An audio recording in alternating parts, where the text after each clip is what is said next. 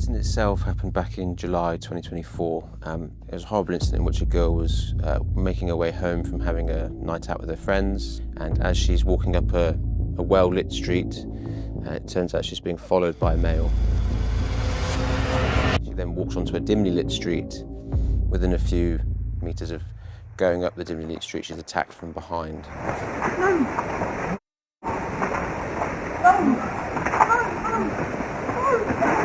Strangled with the neck, sort of arm in front of her throat, dragged to the ground, and attempts to rape her on the floor. She's able to kick him off and flee home. He then makes his own way back to his house. My name's Connor. I'm a detective constable for the Metropolitan Police. I work in the Sexual Offences Unit at Edmonton Police Station. We first got notified of the attack on the morning of the incident, so about 5 or 10 minutes after it happened.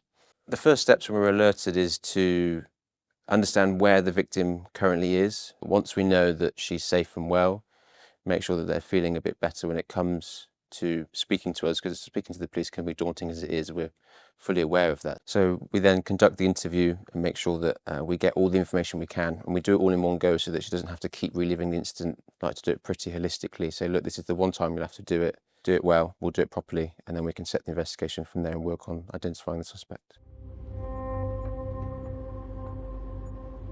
Explain to me what consent is.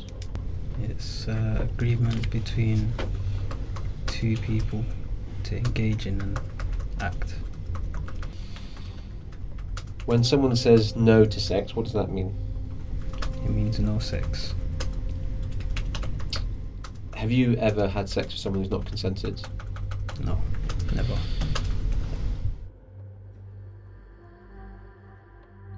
Identifying the suspect was relatively complicated, but with some elements of good fortune in some senses. We have CCTV footage of the incident itself, just up the road from it, and we see the time in which he then leaves the street.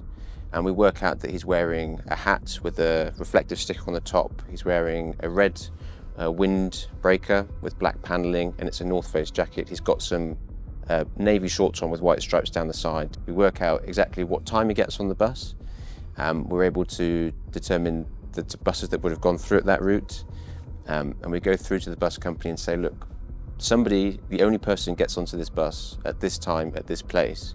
We want to know the details for the card that was used. Go to the bus company. Within a day, they come back to us and say, this is the details for the card. It's a disabled bus pass, but it doesn't have a name on it. But we're able to continue the CCTV inquiries regardless, to then follow the bus as it gets off. As the suspect gets off, we then follow the suspect all the way back, and we track him back to an address. It turns out that there is a fella who lives a street over called Mohammed Ahmed. We then conduct some further inquiries to work out how we can prove that he was there. For example, we do inquiries into his phone, we work out where he's been, and then we look to get him using the card. When he gets onto the bus, he uses the bus pass to tap on. The travel company can use the live trace for the bus passes and confirm to us within 20 minutes that that card has been used. We know the time that the card has been used as officers have followed the suspect. We then confirm with the bus company that that is the same time. We then know that the person in possession of the card is Mohammed Ahmed. Why do you use his bus pass, or why did you use it today, yesterday, and a month ago? I mean, it's free, like, it's explanation enough. But you realise it's not yours? I know. I admitted it to you.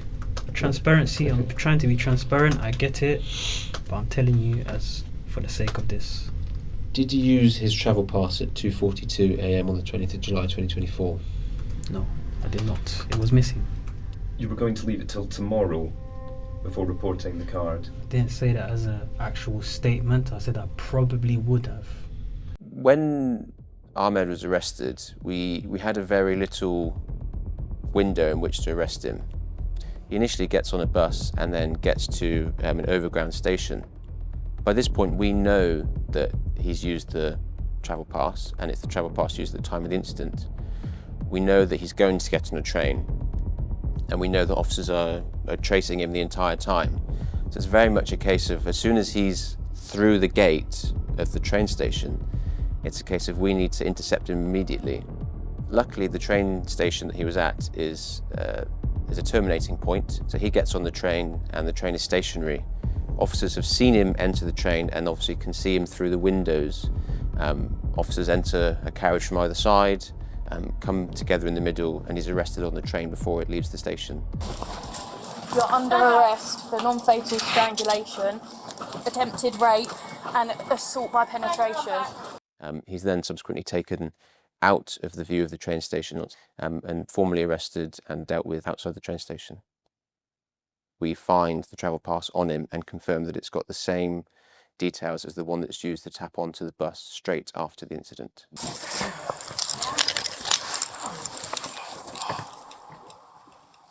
We also find the windbreaker at his home address.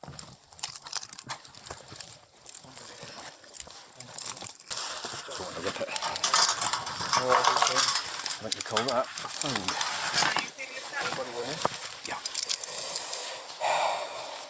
The interview of Mohammed Ahmed was an interesting one. We interviewed him, myself and my colleague, the night that he'd been arrested.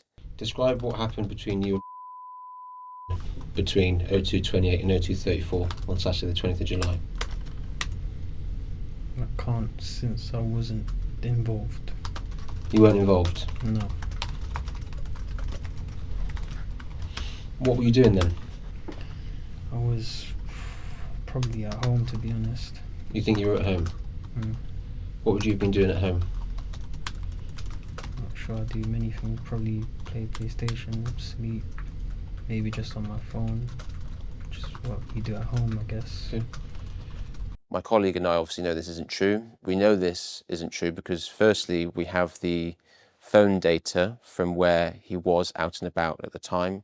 He himself said that his phone never leaves him, so it must have been with him and he must have been out and about. Did your telephone travel with you in the early hours of the 20th of July 2024? Yeah, should have done, yeah. It was with me, in my pocket. I thought you were at home. Don't know specifically. But your where. phone goes out at that time, Yeah. and your phone is always with you. So what does that mean? I was probably on a walk. You were out at the time, weren't you? Yes, I probably was. So you were out at the time. You weren't at home, you were out. I guess I know that now. Right. He then said that he'd been sold the clothes that he was arrested in by a man in the park. He sold it to me at such a cheap price, even I thought it was dodgy. So I asked him, what's wrong with the clothes? He's like, nothing. Have a look. He gave me the bag. I looked at the clothes, all of them. I was like, oh, these are nice clothes. You know, the shorts I'm wearing now, the top I'm wearing now, the shoes I'm wearing now. And then I took them off him. I looked at them. Oh, they're nice. I tried them on. They fit. They're nice. And I just took them. And now I was trying to get on the train, first time wearing the clothes, and then I'm arrested for what? He's very brazen almost initially at the start of the interview, thinking, yeah, it's mistaken identity, they're never going to prove it, not knowing that we'd had a wealth of information behind us. So you said you've never worn this jacket before when you bought it off this man on Monday, but you were stopped and searched last year. And I've got a couple of screenshots from the body-worn video of that search. There's two pictures here of the man who looks remarkably like you wearing that same jacket. That's a North Face logo. Do you want to come clean? You didn't think we'd find that, did you? And now your whole world's just come crashing down. There was that feeling of like, wow, we've allowed him to go down this narrative of I wasn't there, don't know what you're talking about, I bought the clothes a day later, to then confronting him with it and then watching his whole demeanour change. He changes from being very talkative and wanting to speak to us to then bowing his head to the ground and not engaging with us anymore. Guess my family just hate me now, I guess. What does that mean? That's all I really care about, my family. But your family hate you. Probably would do. Why? I would hate me. In the police station, he's charged with attempted rape, assault by penetration, and strangulation. He's sentenced a month or two later. He's given an initial sentence of 7.5 years in prison after his guilty plea and an extra 4 years on licence. No matter how long it's been between an incident taking place, always reach out to us. We do genuinely care.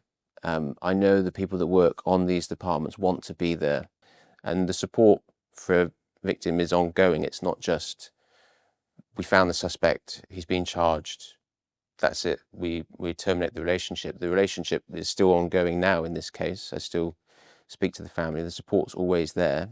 Really important that we support victims, and it's one of the primary focuses that we have, and then making sure that we obtain evidence from the suspect in order to get the conviction that the victim deserves.